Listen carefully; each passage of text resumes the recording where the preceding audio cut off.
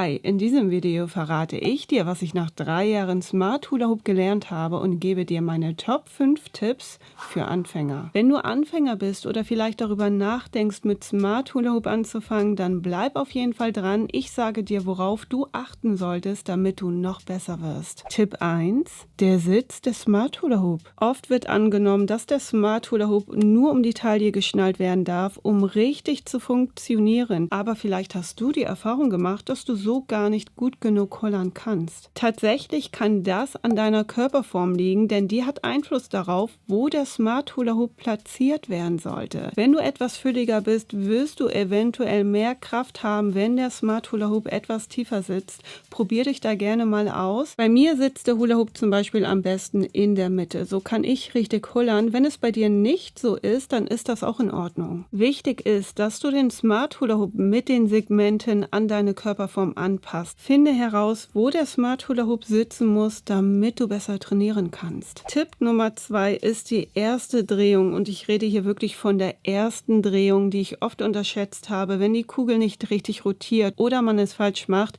wird es schwierig, sie ins Gleichgewicht zu bringen. Egal, was man danach macht, sie gleitet nicht mehr richtig, sie dreht sich nicht mehr. Die erste Drehung entscheidet, ob das Hollern klappt. Daher empfehle ich, die Schnur waagerecht auf Höhe des Smart Hula Hoops zu halten und mit Schwung zu drehen. Ich halte dafür die Kugel fest, es geht aber auch an der Schnur. Die Kugel sollte genügend Kraft haben, um sich alleine mindestens 2 Runden drehen zu können. Dadurch rotiert die Kugel gleichmäßiger um die Taille und kommt weniger ins Schleudern. Tipp Nummer 3. Hast du schon mal die Position des Smart Hula Hoops überprüft? Das Hollern hat einen großen Einfluss darauf, wie der Reifen sitzt. Sitzt der zum Beispiel zu schief oder zu diagonal, rotiert die Kugel nicht richtig. Es ist auf jeden Fall schwieriger, da die Laufschiene mit den Elementen nicht richtig verbunden ist. Die Laufschiene mit der Kugel daran kann also nicht fließend um die Taille rotieren. Der Smart Hula Hoop sollte so gerade wie möglich sein. Wenn du es nicht siehst, dann schau dich im Spiegel an und korrigiere die Position,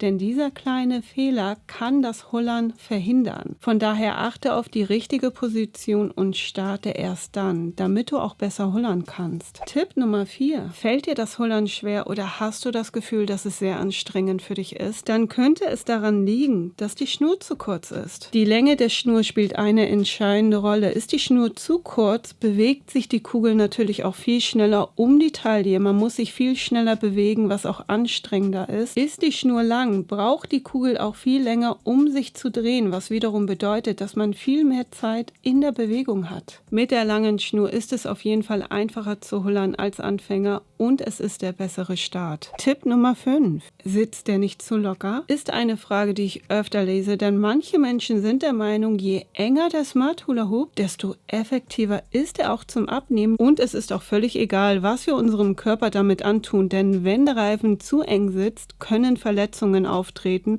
Des Weiteren ist das Hollern auch mega unbequem. Der Smart Hula Hoop sollte immer etwas Platz haben. Damit meine ich nicht, dass er so locker sitzen sollte, dass er fast von den Hüften rutscht, aber auch nicht so eng, dass man nicht mehr atmen kann. Denn beim Abnehmen kommt es nicht darauf an, wie eng der Reifen ist, sondern dass man ohne Probleme hollern kann. Wenn der Smart Hula Hoop zu locker sitzt, kann die Kugel nicht richtig drehen oder die Segmente werden auch nicht am Körper liegen und das Hollern wird automatisch schwieriger. Mein Tipp ist, achte auf deine Haut. Die Haut sollte nicht in die Segmente rutschen und vor allem solltest du atmen können. Wenn du merkst, du bekommst Probleme, dann ist der Smart Hula Hoop in der Regel zu eng eingestellt. Achte darauf, dass du keine körperlichen Probleme bekommst. Wenn du also deine Hula-Hoop-Fähigkeiten verbessern möchtest, empfehle ich dir, diese Tipps mal auszuprobieren. Ich bin mir sicher, sie werden dir helfen, wenn du dein Fitnesslevel mit Smart Hula Hoop steigern willst. Schau dir meine Top 5 Übungen für Anfänger an. Liebe Zuschauer, vielen Dank fürs Einschalten. Bis zum nächsten Mal. Tschüss.